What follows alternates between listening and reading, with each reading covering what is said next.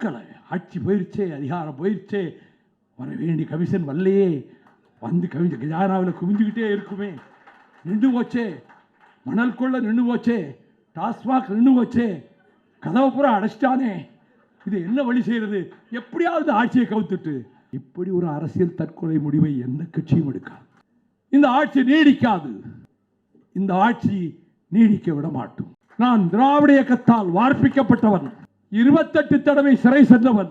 முஸ்லிம்களுக்கும் கிறிஸ்தவர்களுக்கும் இனி ஓட்டுரிமையும் கிடையாது, குடியுரிமையும் கிடையாது என்று திராவிட முன்னேற்ற கழகத்தை விட்டு வெளியேற வேண்டும் என்று பொதுக்குழுவிலே முடிவெடுத்தார்கள். தமிழக வெற்றி கழகத்தோடு நாம் கரம் கோர்க்க வேண்டும் என்று தங்களுடைய கருத்துக்களை சொன்னார்கள். நீங்கள் திரைமறைவில் ரகசிய பேரம் நடத்துகிறீர்கள் என்று நான் ஆண்ட கட்சியை குற்றம் சாட்டுகிறேன். தவேகா பிஜேபியோடு நெருக்கம் காட்டுகிறது, பிஜேபியோடு ரகசிய பேரம் நடத்துகிற அப்படிப்பட்ட இழிவான செயலில் விஜய் கூட்டம் ஈடுபடவில்லை, ஈடுபடாது. இப்படி ஒரு அரசியல் தற்கொலை முடிவை எந்த கட்சியும் எடுக்காது. அதிமுக ஆட்சி அமைக்க திமுக ஆதரவு கொடுக்க பேச்சு, அப்படிப்பட்ட ஒரு பேச்சு நடந்தது உண்மைதான் என்று சொன்னார். விஜய் அடங்கி இருக்கக்கூடியது தமிழக வெற்றி கழகம் ஒரு காலம் பிஜேபியின் பக்கம் சாயாது. 180 இடங்களுக்கு குறையாமல் தமிழக வெற்றி கழக அணி கூட்டணி ஜெயிக்கும்.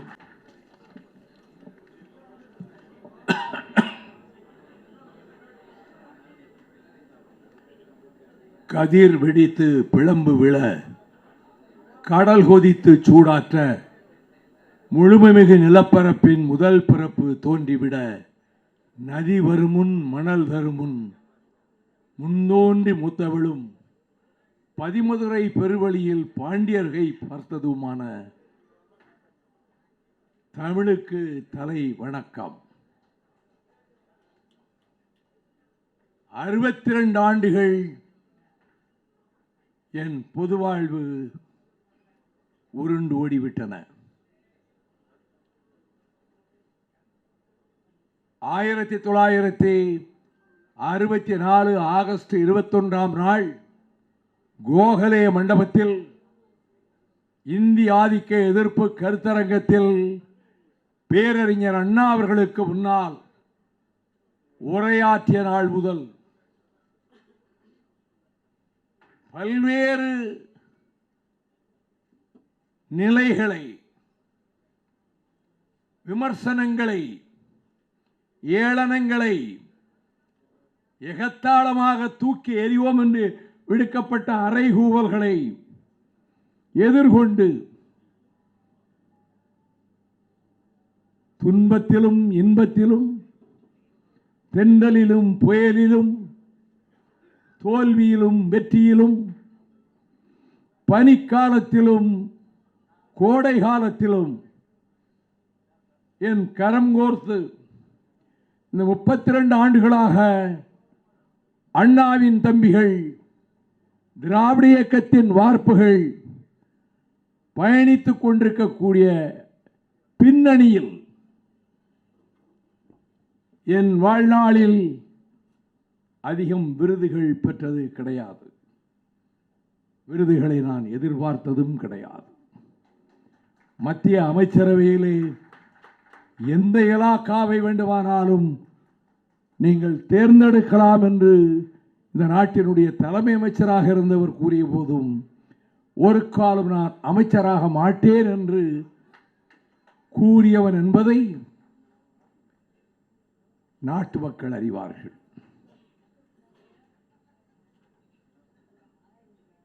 திடீரென்று ஒரு நாள் இந்திய யூனியன் முஸ்லீம் லீக் இயக்கத்தினுடைய நம்முடைய தமிழ்நாட்டின் பொதுச் செயலாளர் கண்ணியத்துக்குரிய முகமது அபூபக்கர் அவர்களும், திருவனந்தபுரம் அப்துல் கலாம் கல்வி மையத்தினுடைய இயக்குனர் பூவச்சூர் சுதீர் அவர்களும், முஸ்லீம் லீக் இயக்கத்தினுடைய முன்னணியினர் பலரும் அண்ணா நகரில் என் இல்லத்தில் வந்து சந்தித்து, கேரள மாநிலத்தில் நாங்கள் இயக்கிக் கொண்டிருக்கின்ற அப்துல் கலாம் ஸ்டடி சென்டர் கல்வி மையத்தின் சார்பில் ஒவ்வொரு ஆண்டும் ஒரு ஆளுமையை தேர்ந்தெடுத்து அப்துல் கலாம் விருது வழங்கி வருகிறோம். இந்த ஆண்டு அனைவரும் ஒன்றாக கலந்து பேசி ஒருமனதாக தீர்மானித்து இந்த ஆண்டு அப்துல் கலாம் விருதினை உங்களுக்கு வழங்க வேண்டும் என்று. கொஞ்சம் அமைதியா இருக்கீங்களா? நான் இன்னைக்குதான் ஓரளவுக்கு குரல் சரியா இருக்கு. சீமைக்கரு வேலைகளை அகற்றப் போகிறேன் என்று என்னுடைய நுரையீரலும் என் தொண்டையும் பழுதுபட்டு கடந்த 25 நாட்களில் நான் பேசவே முடியவில்லை. இந்த நிகழ்ச்சியிலும் பேச இயலாமல் போகும் என்றுதான் எண்ணிக்கொண்டிருந்தேன்.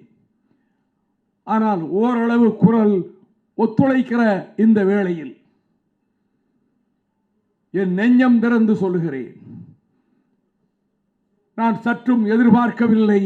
கேரள மாநில சகோதரர்கள் இந்த ஆண்டிற்கான சிறந்த பொதுப்பணியாளனுக்கான விருதை காலத்தால் மறையாத புகழை பெற்ற மாமனிதர் அப்துல் கலாம் அவர்கள் விருதினை உங்களுக்கு வழங்க தீர்மானித்திருக்கிறோம். ராயபுரத்திலே 29 அல்லது 30 ஏதாவது ஒரு தேதியை நீங்கள் இசை விழித்தால் நாங்கள் நடத்த இருக்கிறோம் என்று சொன்னபோது எனக்கு தூக்கி வாரி போட்டது. இதனை நான் சற்றும் எதிர்பார்க்கவில்லை. என் காலம் முடிகின்ற வரையிலும் பெரிய விருதுகள் வர வேண்டும் என்று நான் விரும்பவும் இல்லை. என் காலத்திற்கு பிறகு சிலர் போற்றலாம், பாராட்டலாம், என் பிறந்தநாள் விழாவை கூட கொண்டாடலாம். நான் வாழ்நாள் இருக்கின்ற வரை பிறந்தநாள் விழா கொண்டாடுவதில்லை என்ற முடிவினை அறிவித்ததோடு பாராட்டுக்கள், புகழுரைகள் பலரை கீழே சாய்த்துவிடும். எச்சரிக்கையாக இரு புகழுரைகளை கேட்டு என்ற அறிவுரையை நான் பின்பற்றுகிறவன். கேரள மாநில சகோதரர்களுக்கு சொல்வேன், ஒரு காலகட்டத்தில் மரிக்கட்டே மரிக்கட்டே, வைகோ மரிக்கட்டே என்று சில பகுதிகளிலே பலத்த முழக்கம் எழுந்தது.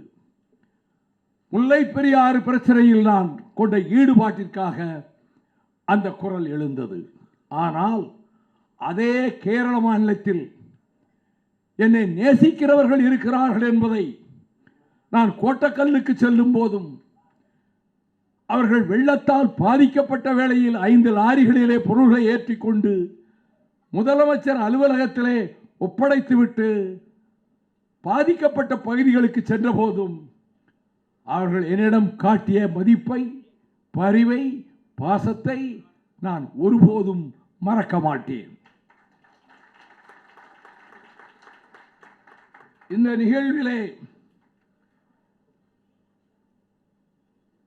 மிகச்சிறப்பாக உரையாற்றிய எவராலும் விமர்சன கணைகளை தொடுக்க முடியாத அளவுக்கு ஊழலற்ற ஒரு அரசை நடத்தி கொண்டிருக்கின்ற முதலமைச்சர் மாண்புமிகு ஜோசப் விஜய் அவர்களினுடைய பிரதிநிதிகளாக காய்தல் உவத்தல் அகற்றி விருப்பு வெறுப்பின்றி துலாக்கோல் நிலையிலே இருந்து சட்டமன்றத்தை நடத்தி கொண்டிருக்கின்ற சட்ட பேரவை தலைவர் மாண்புமிகு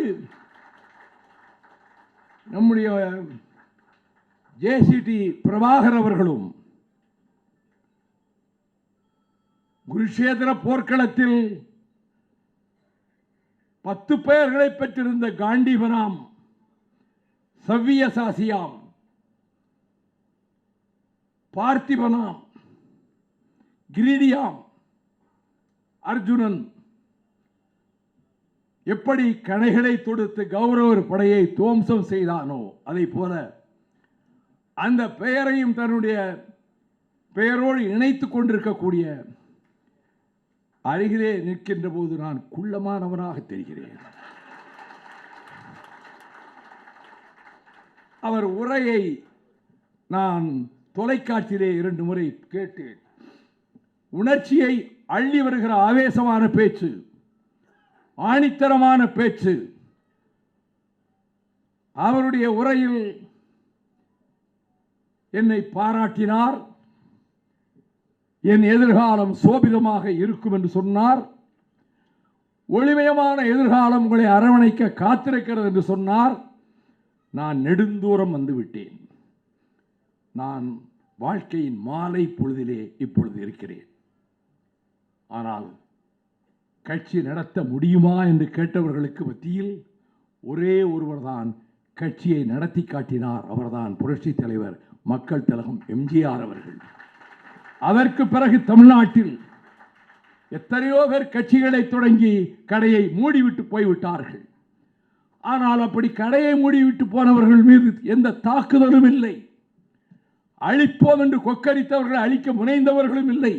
ஆனால் எங்கள் இயக்கத்தை நிர்மூலப்படுத்துவதற்கு ஒரு முறை அல்ல, இருமுறை அல்ல, எண்ணற்ற முறை எங்களால் ஊக்குவிக்கப்பட்டவர்கள், அமைச்சரவையிலே அங்கம் பெற செய்தவர்கள், அங்கமானவர்கள், சட்டமன்ற நாடாளுமன்றத்துக்கு எங்களால் தேர்ந்தெடுக்கப்பட்டவர்கள், உயர் பதவிகளிலே கட்சியிலே கொண்டு போய் எங்களால் முன்னிறுத்தப்பட்டவர்கள், வளைக்கப்பட்டு அவர்கள் விரித்த வலையிலே சிக்கியவர்களை கொண்டு எங்கள் இயக்கத்தை நிர்மூலமாக்கலாம் என்ற தாக்குதல் இப்படி மூடிவிட்டு போன எந்த கட்சிக்கும் அந்த ஆபத்து வந்தது கிடையாது. அவர்கள் கட்சி நடத்தவில்லை. எங்கள் இயக்கத்துக்கு வந்த சோதனை இந்திய உபகண்டத்தில் எந்த கட்சிக்கும் வந்ததில்லை. ஒன்றல்ல இரண்டு. அதை பேச ஆரம்பித்தால் நான் கலாம் அவர்களை பற்றி பேசுகிற நேரம் வீணாகி போய்விடும்.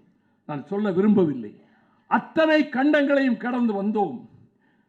எங்கள் கட்சியை எப்படியாவது துண்டாடுவது, தாயகத்தை கைப்பற்றுவது என்று வகுக்கப்பட்ட திட்டங்களில் எங்கள் உயிரை பணயம் வைத்து கட்சியை காப்பாற்றினோம். அந்த சோதனைகள் ஒன்றல்ல இரண்டல்ல. இப்பொழுது கூட என்னை விட்டு விலகி சென்றவர்கள், எங்கள் இயக்கத்துக்கு முதுகிலே மார்பிலே குத்திவிட்டு சென்றவர்களை நான் விமர்சிப்பதில்லை. வாழ்க வசவாளர்கள்.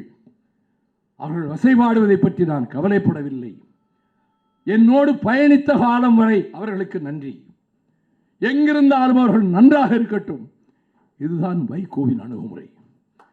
அந்த விதத்தில் தான் இந்த நிகழ்ச்சிக்கு வருகிற போது நான் எண்ணிக்கொண்டே வந்தேன். கேரள மாநிலத்தை சகோதரர்களுக்கு சொல்வேன், உங்கள் மொழியை நான் மிக மிக மிக ரசிப்பவன். இனிய செந்தமிழை கொஞ்சு தமிழை சொன்னால் அது மலையாளத்தை போல இருக்கும். நாள்தோறும் பழைய திரைப்பட பாடல்கள் கேட்பதுதான் எனக்கு பொழுதுபோக்கல்ல, அயர்வை போக்குவது. இது 45 ஆண்டுகளாக இந்த பழக்கம் இருக்கிறது. அதில் 5 மலையாள பாடலாவது இருக்கும். செம்மீன் பாட்டுக்களை தினந்தோறும் கேட்டுக்கொண்டிருக்கிறேன். நான் நடிகர் திலகத்தை உச்சிமேல் வைத்து போற்றுகிறவன். மக்கள் திலகத்தினுடைய திரைப்படங்களை சோர்வு ஏற்படுகிற நேரங்களில் பழைய நாடோடி மன்னனை, தாய்க்கு பின் தாரத்தை திரும்ப தொலைக்காட்சியிலே போட்டு என்னை ஊக்கப்படுத்திக் கொள்வேன். அதை போலத்தான் 2 மாபெரும் சிகரங்கள் கேரள திரைப்படத்துறையிலே. ஒருவர் மம்முட்டி, இன்னொருவர் மோகன்லால். மம்முட்டி அவர்களினுடைய 1921 படத்தில் மாப்பிள்ளைமார் கழகத்தை பற்றி அற்புதமாக எடுக்கப்பட்ட அந்த காவியத்தில் காதர் என்கிற பாத்திரத்திலே மம்முட்டி இளம் வயது கர்ஜிப்பதையும் அவர் உடல் மொழியையும் பார்த்து அதிலே மயங்கி அன்றிலிருந்து அவருடைய அத்தனை திரைப்படங்களிலும் ஒரு வடக்கன் வீரகதாவாக இருக்கட்டும், நாயர் சாப்பாக இருக்கட்டும், சிபிஐ டைரியாக இருக்கட்டும், பழசி ராஜாவாக இருக்கட்டும், அண்மையிலே வந்து விருது பெற்றதே பிரமதேசம் அந்த படமாக இருக்கட்டும், லயித்து விடுவேன். அதே போலத்தான் மோகன்லால் அவருடைய திரைப்படங்களை, குஞ்சாலி மரக்காயரை பார்த்துவிட்டு எவ்வளவு ஒரு மாவீரன் படத்தை என்ன அற்புதமாக மோகன்லால் சித்தரித்திருக்கிறார் என்று நான் இந்த வேளையில் அந்த இருவரையும் நான் மிகவும் மதிக்கிறேன். எனக்கும் அவர்களுக்கு நட்பு கிடையாது. ஆனால் ஜான் பிரிட்டாஸ் மார்க்சிஸ்ட் எம்பி என்னை பார்க்க வந்தார் திருவனந்தபுரத்தில். நான் சொன்னேன், நான் மம்முட்டியை மிக நேசித்து ரசிப்பவன், அவரிடம் பேச ஆசைப்படுகிறேன் என்றேன். 2 நிமிடம் பொறுங்கள் என்றார். அலைபேசியில் மம்மக்கா மம்மக்கா ஒரு பெரிய ஃபேன் தமிழ்நாட்டிலிருந்து வந்திருக்கார், உங்களுக்கு அரசியலில் முக்கியமான தலைவர் மிஸ்டர் வைகோ உங்ககிட்ட பேச விரும்புகிறார், நீங்க பேசுங்க என்றார். அலைபேசியில் மம்முட்டி வந்தார். The words you are going to utter will sweeten my ears and heart. என் செவிகளையும் இருதயத்தையும் தித்திக்க செய்யும் என்று சொன்னேன். மம்முட்டி 3 வார்த்தைகள் பேசினார். I love you. இதை சொல்லுவதற்கு காரணம், அவர் உடல் நலம் சற்று பாதிக்கப்பட்டு தேனாம்பேட்டை மருத்துவமனையில் இருந்ததை அறிந்து நான் துடித்து போனேன். இப்பொழுது சமீபத்தில் வந்த படங்களில் அவர் பழைய மேனியோடு இருக்கிறாரா என்று உற்று கவனிக்கிறேன். இயற்கை தாயை நான் பிரார்த்திக்கிறேன், 100 ஆண்டு கடந்து மம்முட்டி வாழ வேண்டும், முழுமையாக நலம் பெற வேண்டும் என்று கேரள சகோதரர்களுக்கு மத்தியிலே இதை நான் தெரிவித்துக் கொள்கிறேன். இந்த விழாவில் சட்டமன்ற உறுப்பினர் விஜய் தாமு, மயிலாடுதுறை சட்டமன்ற தொகுதி ஜமால் முகமது யூனுஸ், சிறுபான்மையினர் நலத்துறை அமைச்சர் AM ஷாஜஹான், இந்திய யூனியன் முஸ்லீம் லீக்கினுடைய அகில இந்திய தலைவர் கண்ணியத்துக்குரிய காயிதே மில்லத் எந்த நாற்காலியில் அமர்ந்தாரோ அந்த பொறுப்பிலே இன்றைக்கு அமர்ந்திருக்கின்ற கண்ணியத்துக்குரிய பேராசிரியர் மாமா காதர் வைகிறேன். தமிழக அமைச்சரவையிலே அமைச்சர்களாக இருக்கின்ற மாண்புமிகு ஆதவர்ஜுனா, சட்டமன்ற பேரவைத் தலைவர் JCT பிரபாகர், இந்த கல்வி மையத்தினுடைய தலைவர் உசைன் ஜிப்ரி தங்கள். தங்கள் என்பது எனக்கு ரொம்ப பிரபலமாக பிடித்த பெயர். அது பெரிய செல்வாக்கான குடும்பம், தங்கள் குடும்பம்.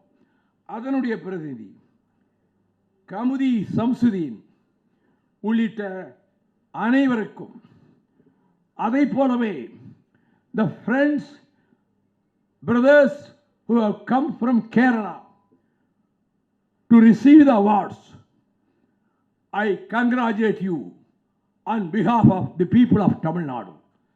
தமிழ்நாட்டு மக்கள் சார்பாக உங்களுக்கு என் வாழ்த்துக்களை தெரிவித்துக் கொள்கிறேன்.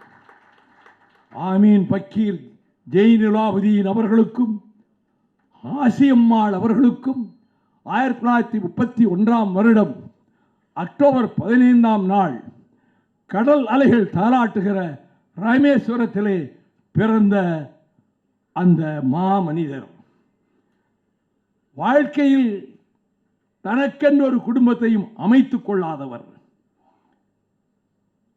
அவருடைய இறுதி நாள் ஷில்லாங்கிலே கல்லூரியிலே பேசிக் கொண்டிருக்கிறார். 7-8 நிமிடங்கள் கடக்கின்றன, அப்படியே சரிந்து விழுகிறார். உயிர் பறவை பறந்து போய்விட்டது. 27ஆம் தேதி 2015 ஜூலை மாதம் அதிர்ச்சியுற்ற நான் ராமேஸ்வரத்துக்கு ஓடினேன். அவர் மேனி கொண்டு வரப்படுகிற வரை 3 நாட்கள் ஆயிற்று அங்கேயே வைத்திருந்தார்கள். பிறகு அவருக்கு இறுதிச் சடங்கு, ஈமச் சடங்குகள் நடத்தப்படுகிற இடத்தில் லட்சக்கணக்கான மக்கள் குவிந்திருந்தார்கள். நான் அங்கே சென்றேன். என்னோடு அப்பொழுது இருந்த ஒரு தம்பி கலாம் குடும்பத்துக்கு வேண்டியவர் என்பதால் அந்த குடும்பத்து உறுப்பினர்களுக்கு கொடுக்கப்பட்ட அந்த நுழைவு அட்டையை எனக்கு கொடுத்தார். ஒவ்வொரு கட்டத்திலும் காவல்துறை அதிகாரிகள் என்னை நன்கு தெரியும், இந்த கருப்பு துண்டை பார்த்தாலே அவர்கள் என்னை அனுமதிக்க மறுத்தார்கள். இது குடும்பத்தின், கலாம் குடும்பத்தினுடைய அடையாள அட்டை சொல்லி குடும்பத்தினர் உட்கார்ந்திருக்க இடத்தில் அப்துல் கலாம் அண்ணனின் பக்கத்து நாற்காலியில் நான் உட்கார்ந்தேன். சற்று நேரம் ஆயிற்று. கலெக்டரும் எஸ்பியும் வந்தார்கள். நீங்க எப்படிங்க உட்காரலாம்? நான் பதில் சொல்லலை. பக்கத்தில் பார்த்தேன். அப்துல் கலாமுடைய அண்ணன் சொன்னார், அவரும் எங்கள் குடும்ப உறுப்பினர்.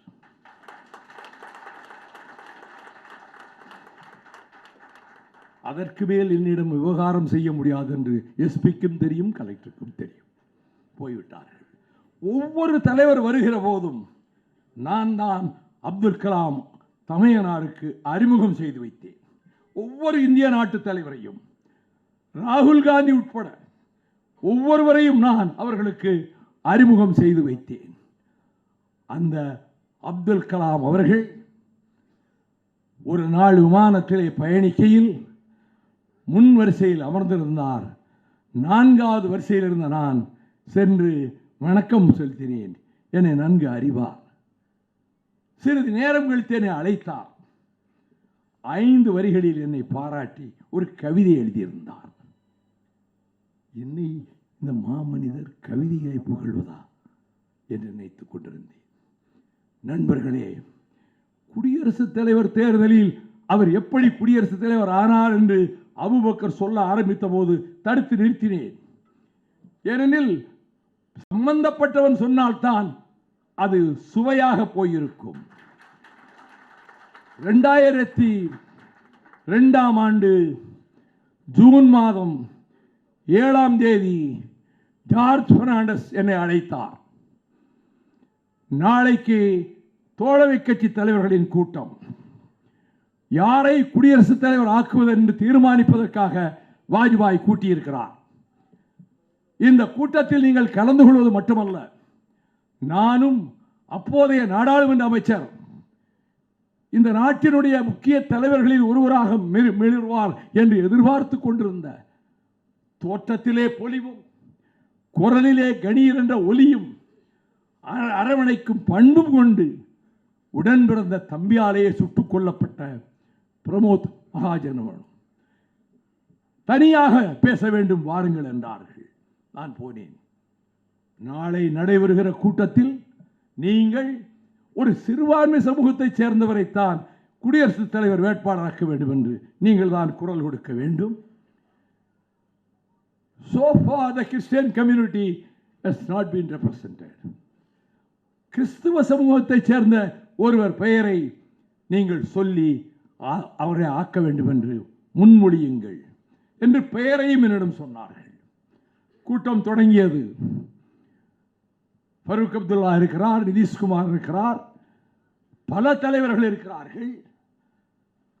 ஒருவரும் ஒன்றும் சொல்லவில்லை. வாஜ்பாய் அங்கிருந்து பார்த்தார். நீங்கள் ஏதாவது சொல்ல விரும்புகிறீர்களா என்று என்னை பார்த்து கேட்டார். I suggested the name of that particular personality who belongs to Christian community.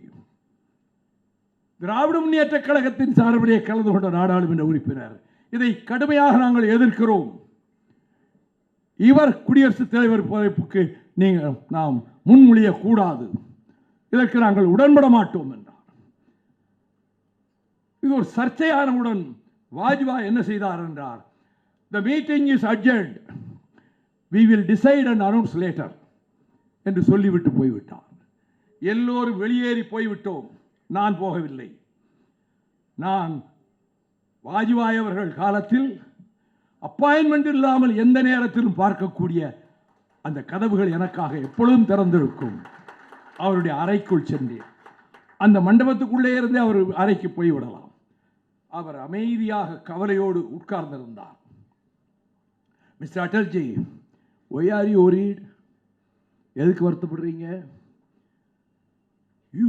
You want to make somebody from the minority community. Fakhruddin அலி அகமது இருந்தால் தான் என்ன, ஜாக்கிர் ஹுசேன் இருந்தால் தான் என்ன, அதே சமூகத்திலே இருந்து அனைத்து தகுதிகளும் கொண்ட ஒருவரை, ஒரு மாபெரும் கவிஞரை, தன்னலமற்ற ஒரு தியாகியை, அணு ஆயுத வல்லரசாக இந்தியா தலைநிறுவதற்கு காரணமாக இருந்தவர்களில் ஒருவரான அப்துல் கலாம் அவர்களை why don't you propose? He is the fit personality to become the president of India. என்றே பதிலே பேசவில்லை, அமைதியாக இருந்தார். அவர் ஏதாவது இருந்தால் தாய் இப்படி அசைப்பார். இது 8ஆம் தேதி, ஜூன் 8ஆம் தேதி 2008. 10ஆம் தேதி அறிவிக்கிறார், presidential candidate is Mr. APJ Abdul Kalam. I am an unsung hero. I don't want any publicity for this. Abdul Kalam அவர்களை அவர் அறிவித்த போது நினைத்தேன், இவ்வளவு மகிழ்ச்சியாக இருக்கிறது என்று. அந்த அப்துல் கலாம் அவர்கள் குடியரசுத் தலைவரானதற்கு பிறகு அவர் கிரீஸ் நாட்டுக்கு சென்றார். கிரேக்க நாட்டு நாடாளுமன்றத்தில் உரையாற்றுகிற பொழுது சங்க இலக்கியத்திலே இருந்து மேற்கோள் காட்டி அதை ஆங்கிலத்திலே மொழிபெயர்த்து ஒரு பழமையான நாகரிகம் இந்தியாவிலே இருக்கிறது, அது தென் திசையிலே இருக்கிறது என்று பேசினார். 4 நாள் கழித்து ஜெர்மனியில் ஸ்வார்ஸ்பர்க் என்கின்ற அந்த நகரில் கூடப்பட்ட ஐரோப்பிய நாடாளுமன்ற கூட்டத்தில் அப்துல் கலாம் பேசினார். அப்பொழுது சொன்னார், I am reminded of the famous couplet delivered by an Indian poet, which is in Tamil classical language. The concept is, I am a citizen of the world. Every citizen is my kith and kin. யாதும் ஊரே யாவரும் கேளீர். இதை அந்த ஐரோப்பிய நாடாளுமன்ற கூட்டத்திலே அவர் பேசினார். இப்படியெல்லாம் பேசுவதற்கு அதுவரை எவரும் வரவில்லை. அவர் பேசினார். அவர் செல்லுகிற இடமெல்லாம் எளிமையாக்கினார். முகல் கார்டனுக்கு யார் வேணா போகலாம், குடியரசுத் தலைவரை யார் வேணுமானால் சந்திக்கலாம். அவர் எளிமையாக இருந்ததனால் தான் அவர் மறைகிற போது அவருடைய சொத்து உடைமைகள் என்ன தெரியுமா? 6 சட்டை, 6 முழுக்கால் சட்டை, ஒரு ஜோடி செருப்பு, 2500 ரூபாய் வங்கி கணக்கில். அவருக்கு டெலிவிஷன் கிடையாது, அவர் வீட்டில் அவருக்கென்று ஒரு கார் கிடையாது, ஒரு வாகனம் கிடையாது, டெலிவிஷன் கிடையாது, டிவி கிடையாது. அவ்வளவு எளிமையாக இருந்த அப்துல் கலாம் அவர்கள் சொன்னதை போல ஸ்வாட் ஸ்கூல்ல படித்தார், சென்ட் ஜோசப்ல படித்தார். அதை படித்து பிடித்து அதற்கு பிறகு ஒரு கட்டத்தில் அணு உலைகளை பற்றி படிக்க வேண்டும் என்று சபடாமிக் என்கின்ற தலைப்பிலே உள்ள நூல்களை படித்தார், அதில் கரை கண்டார். அப்படி ஏவுகணைகளை அனுப்புகின்ற அது குறித்த நூல்களை படித்தார். அவர் அதற்கு பிறகு திருவனந்தபுரத்துக்கு அழைக்கப்பட்டார். திருவனந்தபுரம் சென்றார். நம்பிநாராயணன் என்பவர் தமிழ்நாட்டைச் சேர்ந்தவர் அங்கே இருந்தார். அவர் மீது தேச துரோக குற்றச்சாட்டு வைக்கப்பட்டது. நம்பிநாராயணன் மீது அந்த நிரபராதி அழுது புலம்பிக் கொண்டு வந்து அப்துல் கலாமிடம் எனக்கு இப்படிப்பட்ட கதி ஏற்பட்டு விட்டது என்று சொன்னபோது, கவலைப்படாதே, கடவுளின் நீதிமன்றம் இருக்கிறது, அந்த நீதிமன்றம் உனக்கு விடுதலை கொடுக்கும் என்று சொன்னார். அதன்படியே நம்பிநாராயணன் விடுவிக்கப்பட்டார். அந்த அப்துல் கலாம் அவர்கள் அவர் அறிவியல் மேதையாக உயர்ந்ததற்கு பிறகு வெளிநாடுகள் சுற்றுப்பயணத்துக்கு போகிற போது அமெரிக்காவில் வெர்ஜீனியா மாநிலத்தில் ஹூஸ்டன் நகரத்துக்கு பக்கத்தில் கடற்கரை ஓரத்தில் இருக்கக்கூடிய வால்ப்ஸ் என்கிற இடத்திற்கு போனார். அங்குதான் அந்த அறிவு மையத்தினுடைய பொருட்காட்சி நடந்து கொண்டிருந்தது. உள்ளே போனார் அப்துல் கலாம். ஒரு பெரிய சித்திரம் வரையப்பட்டிருந்தது. ஒரு போர்க்கள காட்சி. துப்பாக்கிகளோடு பீரங்கிகளோடு மோதுகிறார்கள். அப்படி மோதுகிற போது ராக்கெட்டுகள் பறக்கின்றன. ஏதோ இவருக்கு பொறி தட்டியது. அருகில் போய் பார்த்தார். அந்த போரிடுகின்ற ஒரு தரப்பினர் வெள்ளையர்கள், ஒரு தரப்பினர் கருப்பு நிறத்தினர். உருவத் தோற்றம் தமிழர்களைப் போலவே இருக்கிறது, திராவிடர்களைப் போலவே இருக்கிறது. பிறகு ஆராய்ச்சி செய்ய ஆரம்பித்தார். இந்த போர்க்களம் எங்கே நடந்த போர்க்களம்? தென்னிந்தியாவிலே கர்நாடக மாநிலத்திலே ருத்ரஹள்ளி என்கின்ற இடத்திலே நடைபெற்ற போர்க்களம். அந்த போர்க்களத்திலே ராக்கெட்டுகள் பயன்படுத்தப்பட்டன. ஆய்வு செய்தார். அந்த யுத்தத்தில் மாத்திரம் திப்பு சுல்தான் 700 ராக்கெட்டுகளை பயன்படுத்தினார். மீதம் 900 ராக்கெட்டுகள் இருந்தன. இந்த 1600 ராக்கெட் உதிரி பாகங்களையும் மொத்தம் வெடித்து சிதறிய ராக்கெட்டுகளை எடுத்து ராங்சுவாங் காரமேன் அவன் இங்கிலாந்துக்கு கொண்டு போய் விட்டார்.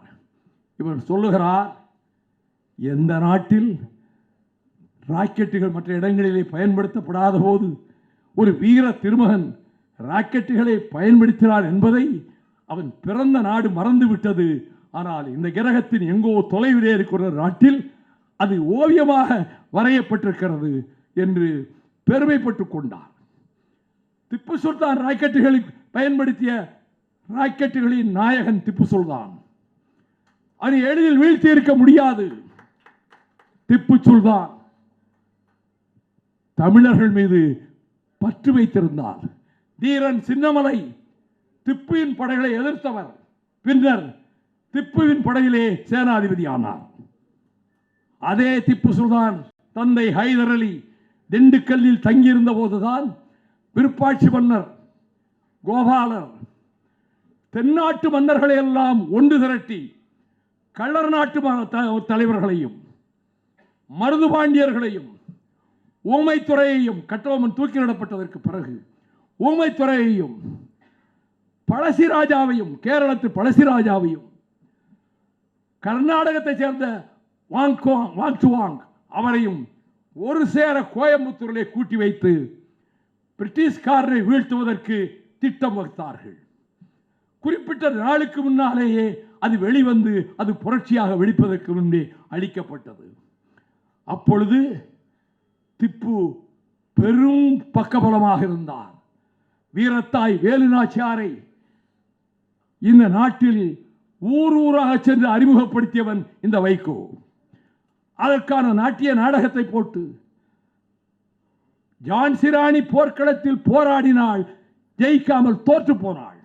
ஆனால் தென்னாட்டு வீரத்தாய் வேலுநாச்சியார் பிரிட்டிஷ் படைகளை தோற்கடித்து சிவகங்கைக்கு அரச மகுடம் சூட்டினார். அவருக்கு ஹைதர் அலியிடம் போய், தங்கையே உனக்கு என்ன வேண்டும் என்று கேட்டார் ஹைதர் அலி. எனக்கு 12 பீரங்கிகள், 500 துப்பாக்கிகள், 5000 வீரர்கள் வேண்டும். அப்படியே தருகிறேன் தங்கையே. திப்பு சுல்தான் மூலமாகவே அவற்றை அனுப்பி வைத்தார். எந்த முஸ்லீம் ஒற்றுமையை வலியுறுத்துவதற்கு காரணம், அன்றைக்கு தென்னாட்டு அரசி வீரத்தாய் வேலு நாச்சியார் ஜெயிப்பதற்கு முஸ்லீம் படைகள் தான் பக்கத்திலே வந்து நின்று சிவகங்கையை மீட்டுக் கொடுத்தன. அப்படிப்பட்ட திப்புவினுடைய பெருமையை பெரிதாக எழுதுகிற நம்முடைய அப்துல் கலாம் அவர்கள் ஒரு நாள் ஆய்வு கூடத்திலே சுதாகர் என்ற நண்பரோடு சேர்ந்து ஆய்வு செய்து கொண்டிருக்கிறார். அமிலம் கரைசல் குடுவையில் இருக்கிறது. சுதாகர் நெற்றியிலே இருந்து ஒரு துளி வியர்வை அதிலே பட்டவுடன் அனைத்தும் வெடித்து சிதறின. எங்கும் நெருப்பு.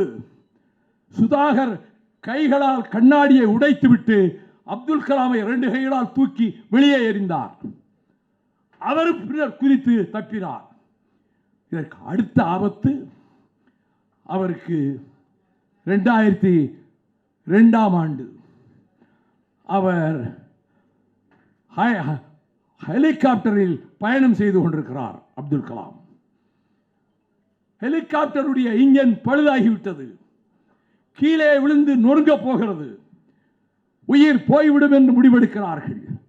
ஹெலிகாப்டர் கீழே விழுந்து நொறுங்கியது.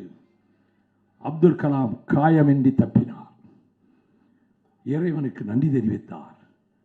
அவர் எழுதுகிறார், இரவிலே தூங்க ஆரம்பித்தேன். தூக்கமும் இல்லை, விழிப்பும் இல்லை. அது ஒரு மோன நிலை. இதை அனுபவித்தவர்களுக்கு தான் தெரியும். நான் அந்த காட்சியை அனுபவித்திருக்கிறேன். என்ன காட்சி என்று சொல்ல விரும்பவில்லை. இப்பொழுது எழுதுகிறார், ஒரு மோன நிலை என்னை சுற்றிலும் நடக்கிறது. பரந்த வெளி, பாலைவன வெளி, எங்கும் மணல் பரப்பு, பால் நிலா, பௌர்ணமி நிலா ஒளி வெள்ளத்தை பாய்ச்சிக் கொண்டிருக்கிறது. இந்த பௌர்ணமி நிலா வெளிச்சத்தில் இந்த பரந்த மணல் பரப்பில் நான் படுத்திருக்கிறேன். அங்கே ஐவர் வந்து என் பக்கத்திலே இருந்து பேசுகிறார்கள். ஒருவர் மகாத்மா காந்தி, இன்னொருவர் ஆபிரகாம் லிங்கன், இன்னொருவர் ஐன்ஸ்டீன், இன்னொருவர் அசோக சக்கரவர்த்தி, இன்னொருவர் கலிஃபா உமர். அவர்கள் என்ன பேசினார்கள் எழுதுகிறார். அசோகன் 3 லட்சம் பேர் கொல்லப்பட்ட கலிங்க யுத்தத்தை நடத்தியவன். 3 லட்சம் பேர் காயப்பட்டார்கள்.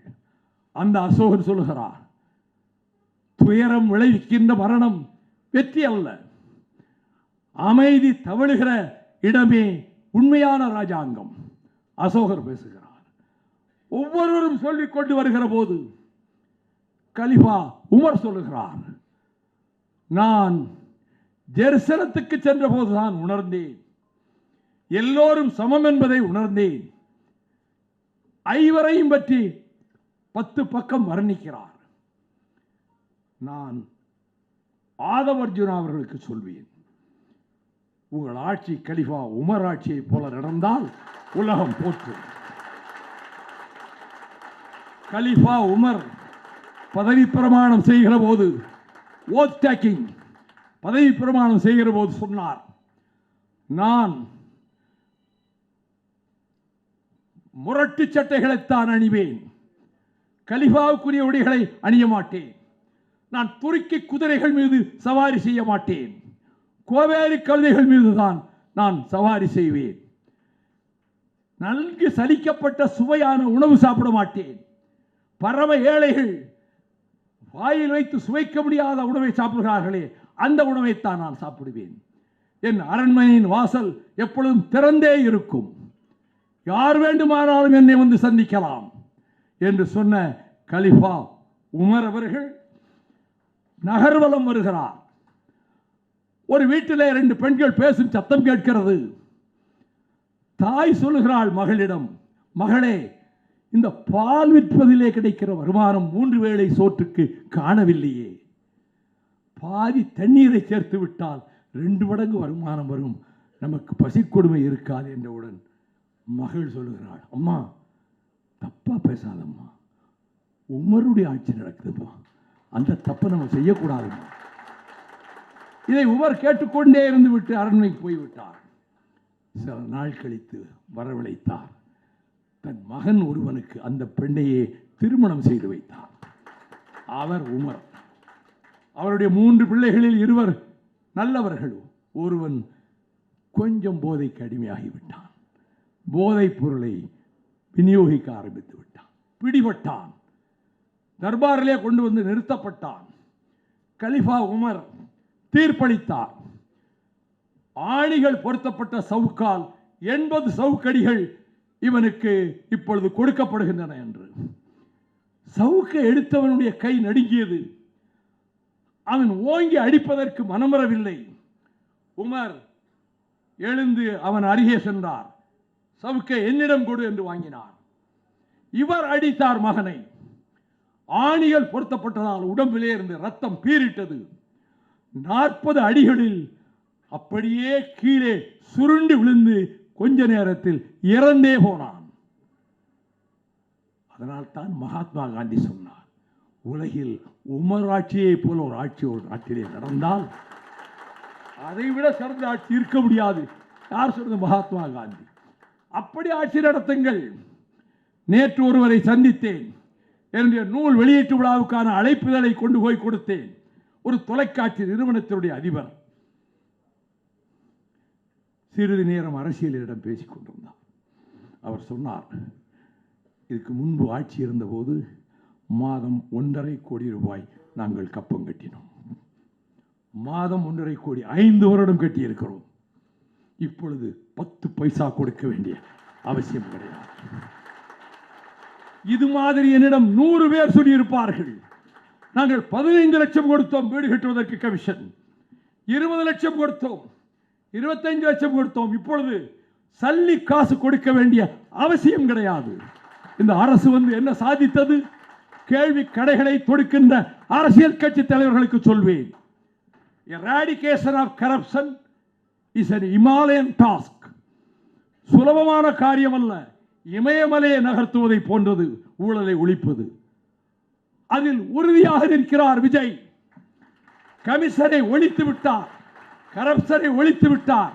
இந்த கமிஷன் வாங்கி பழக்கப்பட்டு போன பழம் நின்று கொட்டை போட்ட அதிகாரிகள் எந்த ஃபைலையும் நகர்த்துவதில்லை. They want to paralyze this government. I accuse, I make my charges. நீங்கள் நேர்மையான அதிகாரிகளும் இருக்கிறார்கள். நம்ம தாடி சிங்கி இருக்கிறாரே அவர் மாதிரி அப்பழுக்கற்ற நேர்மையான மூத்த அதிகாரிகளும் இருக்கிறார்கள். எல்லோரையும் குறை சொல்லவில்லை. ஆனால் இப்படி கமிஷன் வாங்கி பழக்கப்பட்ட அதிகாரிகளை எந்த பொறுப்புமில்லாத இடங்களுக்கு தூக்கி எறியுங்கள். IAS படித்துவிட்டு புதிதாக அவர்கள் இளைஞர்கள் கமிஷன் வாங்கி பழக்கம் கிடையாது, அவர்களை அதிகாரிகளாக்குங்கள். கரப்ஷனை ஒழிப்பது எளிதல்ல. இத்தனை சவால்களையும் சந்தித்துத்தான் ஆக வேண்டும்.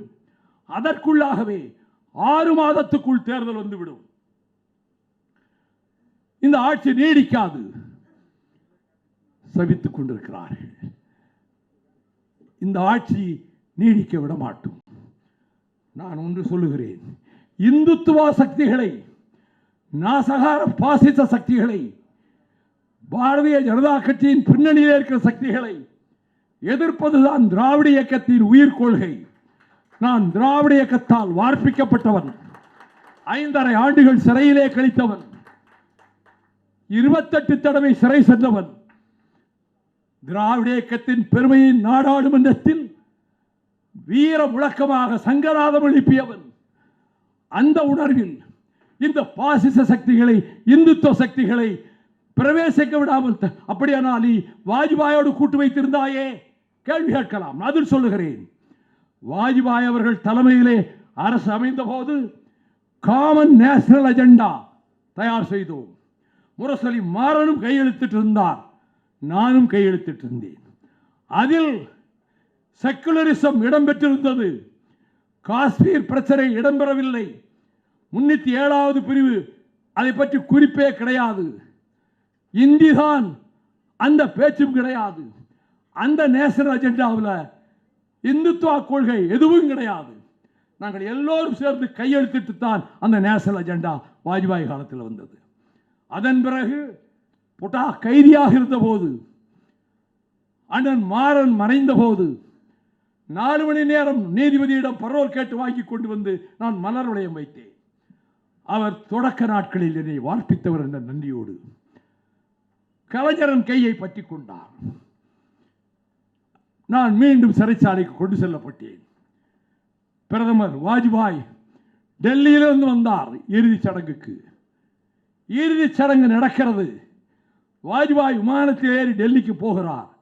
போவதற்குள் அறிவிப்பு வருகிறது, பிஜேபியோட உறவு முறிந்தது, காங்கிரஸோடு உறவு ஆரம்பமாகிறது. அது அந்த கட்டம்.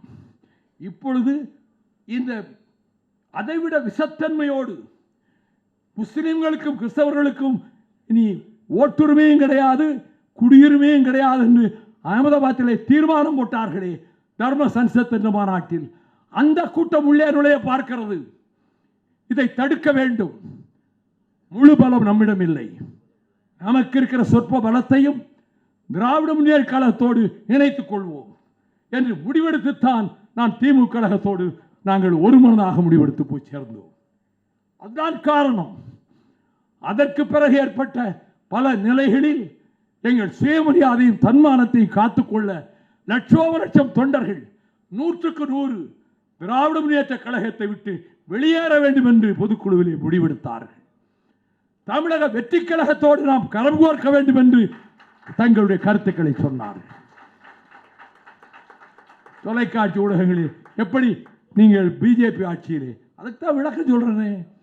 இப்பொழுது முன்னைவிட பன்மடங்கு மூர்க்கத்தனமாக பிஜேபி நுழைய பார்க்கிறது. நீங்கள் திரைமறைவில் ரகசிய பேரம் நடத்துகிறீர்கள் என்று நான் ஆண்ட கட்சியை குற்றம் சாட்டுகிறேன். இவர்கள் அதற்கு பதிலாக கார்ட்டூன் போடுவது, பிஜேபியோடு நெருக்கம் காட்டுகிறது. ஜம்மு காலத்திலே வடிகட்டிய பொய்களை நாள் தவறாமல் முரசொலியில் போட்டுக் கொண்டிருக்கிறார்கள். தமிழக வெற்றி கழகம் மதச்சார்பின்மையும் சமூக நீதியையும் காக்கும் அரணாக இருக்கும் என்று ஆதவர்ஜுனா சொன்னார். முதலமைச்சர் விஜய் சொன்னார். அந்த நம்பிக்கையில் தான் காதர் மைதீன் இந்திய யூனியன் முஸ்லீம் லீக் இதற்கு துணையாக நிற்கும் என்று சொல்லி ஒருவரை அமைச்சராகவும் ஆக்கியிருக்கிறார்கள். வேற என்ன எவிடன்ஸ் வேணும் உங்களுக்கு? இந்தியன் யூனியன் முஸ்லீம் லீக் கூட்டணியில் இருக்கு. பிஜேபியோடு ரகசிய பேரம் நடத்துகிற அப்படிப்பட்ட இழிவான செயலில் விஜய் கூட்டம் ஈடுபடவில்லை, ஈடுபடாது. ஆனால் எந்த விதத்திலாவது அரசை கவிழ்த்து விட வேண்டும். சட்டமன்ற உறுப்பினர்கள் ஆதரவை ஏதாவது விலக்கிக் கொள்ள வழி இருக்கிறதா? திட்டமிடுகிறார்கள். ஐ பிடிதம். அவங்களுக்காக நான் பரிதாபப்படுறேன். பொருட்களை ஆட்சி போயிடுச்சே, அதிகாரம் போயிடுச்சே, வர வேண்டிய கமிஷன் வரலையே, வந்து கஜானாவில் குவிஞ்சுக்கிட்டே இருக்குமே, நின்று போச்சே, மணல் கொள்ள நின்று போச்சே, டாஸ்மாக் நின்று போச்சே, கதவை பூரா அடைச்சிட்டானே, இது என்ன வழி செய்யறது? எப்படியாவது ஆட்சியை கவுத்துட்டு அதிமுக ஆட்சியில் உட்கார வச்சு நம்ம ஆதரவு கொடுப்போம். இப்படி ஒரு அரசியல் தற்கொலை முடிவை எந்த கட்சியும் எடுக்காது. நீங்கள் அப்படி முடிவெடுத்தீர்கள் என்று மார்க்சிஸ்ட் கட்சி அகில இந்திய பொதுச் செயலாளர் பேபி இன்டர்வியூவில் சொன்னார்.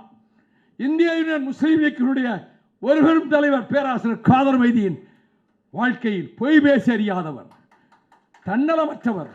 அவர் சொன்னார், அதிமுக ஆட்சியை அமைக்க திமுக ஆதரவு கொடுக்க பேச்சு, அப்படிப்பட்ட ஒரு பேச்சு நடந்தது உண்மைதான் என்று சொன்னார். அவர் துணிந்து அதற்கு பிறகு கேரளத்திலே முஸ்லீம் லீக் காங்கிரஸோடு சேர்ந்து அமைச்சரவையிலே பங்கேற்றிருக்கிறது. இந்தியா பிளாக்கிலே அங்கம் வகிக்கிறது. அந்த இயக்கம், அந்த அடிப்படையில் இங்கே விஜய் தொடங்கி இருக்கக்கூடிய தமிழக வெற்றி கழகம் ஒரு காலம் பிஜேபியின் பக்கம் சாயாது. அது எனக்கு முழு நம்பிக்கை இருக்கிறது. மதச்சார்பின்மையை பாதுகாக்க, சமூக நீதியை பாதுகாக்க அவர்கள் போர்க்களத்து சிப்பாய்களாக நிற்பார்கள். தமிழக வெற்றி கழகத்தினர். நான் ஒன்றை சொல்ல, என்னை கவலைப்பட வேண்டாம் என்று சொன்னார். நான் சொல்வேன், நான் எந்த அணியில் இருந்தாலும் அந்த அணியை வெற்றி பெற வைக்கின்ற பிரதான சேனாதிபதிகளில் ஒருவனாக நான் இருந்தவன். இன்றைக்கு உங்களோடு இருக்கிறேன். உங்கள் அரசுக்கு ஆபத்து விளைவிக்க எவர் முயன்றாலும் அதை தடுக்கின்ற போர் வாளாக, கேடயமாக மறுமலர்ச்சி திராவிட முன்னேற்ற கழகம் இருக்கும். நான் எல்லா கட்டங்களையும் கடந்து வந்து விட்டேன். புதிதாக கஷ்டப்படுவதற்கு ஒன்றும் கிடையாது. இப்பொழுது என்னோடு இருக்கக்கூடிய தோழர்கள் எதையும் எதிர்பார்க்கிறவர்களும் அல்ல. நாங்கள் சேப்பர்ஸ் அண்ட் மைனர்ஸாக இருப்போம். ராணுவம் வருகிற போது முன்னாலே சென்று கண்ணிவெடிகளை அகற்றுகிற கூட்டத்துக்கு பெயர்தான் sappers and miners. MDMK will behave like sappers and miners for Vijay government. நீங்கள் பகல் கனவு காண வேண்டாம். உங்கள் முயற்சிகளை நீங்கள் என்ன முயன்றாலும் சரி, தப்பித்தவரி அப்படி ஒரு நிலைமை ஏற்பட்டால் 180 இடங்களுக்கு குறையாமல் தமிழக வெற்றி கழக அணி கூட்டணி ஜெயிக்கும். நீங்கள் படுதோல்வி அடைவீர்கள். உங்கள் அடையாளத்தை இழப்பீர்கள். பூஜ்யமாவீர்கள். ஆயிரக்கணக்கான கணைகளை தாங்கி, தாக்குதல்களை தாங்கி வைரம் வாய்ந்த நெஞ்சம் வைகோவின் நெஞ்சம். நான் ராணுவம் எதிர்கொண்டு தாக்கிய போது புலிகளால் காப்பாற்றப்பட்டு நூலிழையில் உயிர் பிழைத்து தமிழ்நாட்டுக்கு வந்தவன். மரணத்தை அதன் அருகிலே இருந்து தரிசித்தவன். புதிதாக எனக்கு எந்த கஷ்டம் வர வேண்டியதில்லை. இப்பொழுது நாங்கள் இணைந்திருக்கிறோம். இந்த அரசுக்கு அரணாக, பக்கபலமாக இருப்போம். அப்படி இருக்கின்ற வகையில் தான் அப்துல் கலாம் சொன்னார், மிக அருமையாக சொன்னார். நீங்கள் பட்டளைக்கல்லாக இருக்கிற போது bear, அடியை தாங்கிக் கொள்ளுங்கள். When you are the hammer, strike, strike, repeatedly strike. நீங்களே சம்மட்டியாக மாறும்போது நீங்கள் ஓங்கி அடியுங்கள்.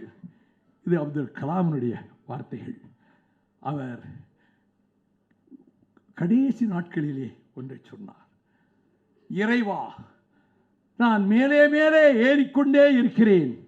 இறைவா, எங்கே இருக்கிறது அந்த உன்னத சிகரம்? இறைவா, நான் உழுதேன், உழுது உழுது உழுது உழுது கொண்டே இருக்கிறேன்.